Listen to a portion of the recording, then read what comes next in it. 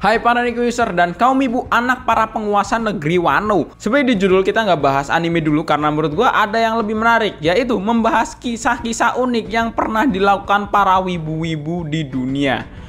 Semua hal-hal yang dilakukan ini bukan hal negatif saja ya, tapi ada hal positifnya juga. Tapi intinya cerita-cerita wibu ini bisa dibilang di luar nalar lah ya. Dan ya bisa dibilang kelakuan random juga yang cukup bikin geleng-geleng. Karena ini wibu bang, emang orang-orang wibu itu selalu di luar nalar gitu. Nah kira-kira apa saja nih hal-hal di luar nalar yang pernah dilakukan para ras wibu? Tanpa basa-basi, Shinobi no Wajirai wa Waru.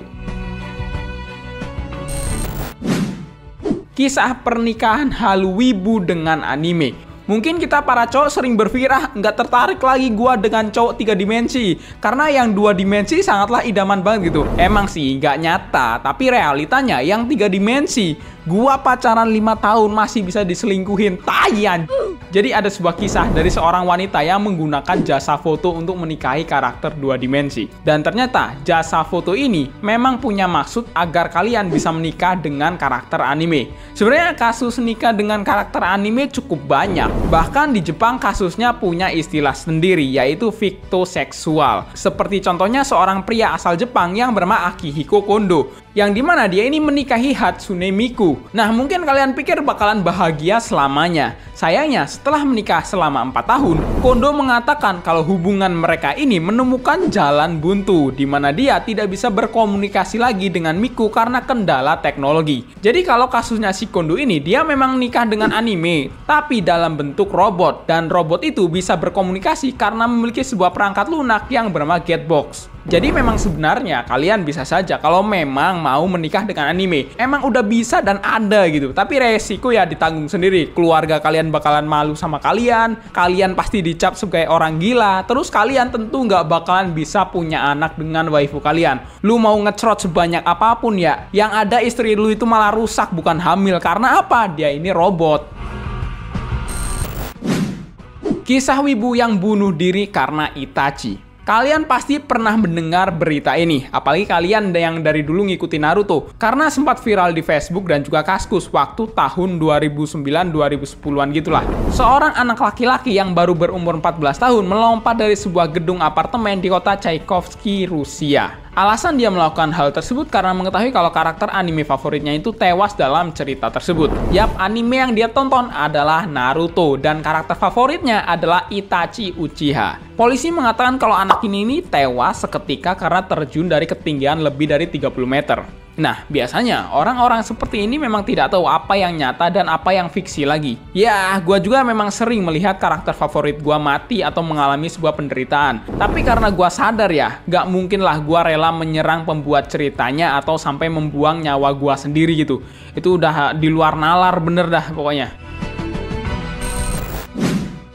Rela pindah ke dimensi lain demi waifunya.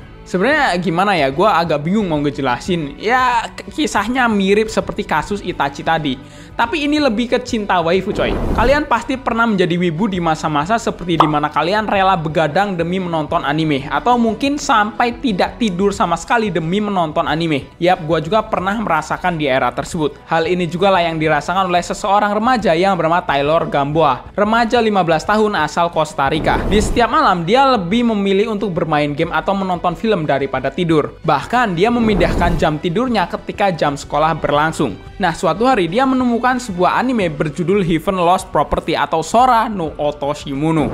Dia sangat mengagumi karakter 2 dimensi tersebut yang bernama Ikaros. Bahkan dia ini rela membeli peralatan sebagai penunjang kekagumannya kepada sosok Ikaros seperti poster, pin, baju, bantal, dan semangka. Ya, karena dalam ceritanya Ikaros selalu membawa semangka. Nah, mulailah di sini.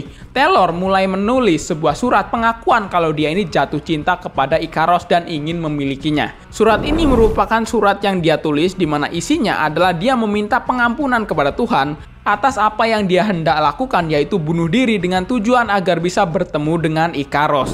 Dia juga meminta kepada Tuhan untuk dipertemukan dengan sosok Ikaros yang berbeda dimensi di surga kelak dan ingin bahagia hidup bersama Ikaros selamanya di surga. Nah, surat ini ditemukan oleh ibunya di kamar dan merupakan surat perpisahan untuk semua orang yang mencintai dia di dunia nyata. Yap, Taylor ditemukan kalau tubuhnya sudah menjadi mayat dan tergantung di kamar tidurnya. Gua bener-bener bingung mau ngomong apa. Cuma ini udah gila banget coy, sumpah dah. Dimana kalau kalian lihat dari kasus sebelumnya masih belasan tahun dan itu masih remaja banget coy. Ya otak remaja di umur segitu memang penuh dengan imajinasi, halu dan sering emosi sendiri. Jadi agak mengerikan sebenarnya kalau udah terobsesi parah seperti itu. Apalagi remaja di umur segitu tidak berpikir dengan panjang. Akatsuki bawa beras. Kalau tadi kita bahas kelakuan wibu yang benar-benar di luar nalar, nah di sini ada kelakuan organisasi penjahat, tapi mereka udah tobat. Ya mungkin saja inilah sebenarnya Akatsuki jika Hiruzen tidak menyuruh tim Minato buat menghancurkan jembatan. Meski dianggap bau bawang, sering menghayal memiliki waifu, wibu suka dengan jejepangan dan kebanyakan nolep, bukan berarti wibu itu tidak pernah melakukan hal yang berfaedah. Beberapa tahun yang lalu pernah ada foto viral Akatsuki yang menginvasi sebuah desa, bukan untuk mencari kyuubi atau mengumpulkan biju, melainkan untuk menolong sesama, yaitu bagi-bagi beras. Gua nggak tahu motif mereka ini bagi-bagi beras kenapa harus pakai baju Akatsuki gitu, kenapa nggak baju yang lain gitu, tapi no problem lah ya. Respect banget gua sama organisasi Akatsuki yang satu ini nih.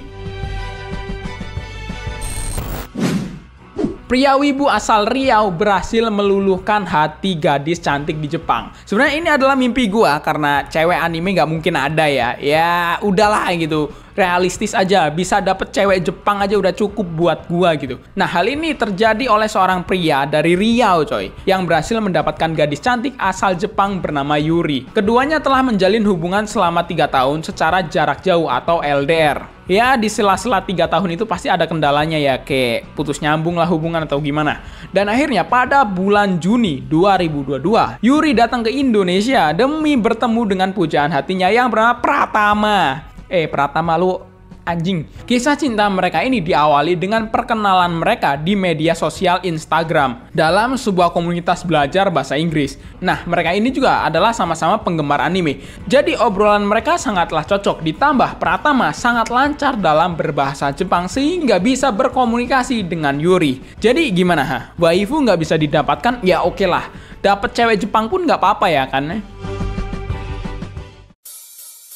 Nah kira-kira itu saja ya hal-hal di luar nalar yang dilakukan oleh para wibu coy. Ya ada negatifnya, ada yang positifnya. Kalian bisa tahu sendiri lah ya yang benar sama yang salah yang mana. Nah menurut kalian mana lagi kisah-kisah wibu yang di luar nalar?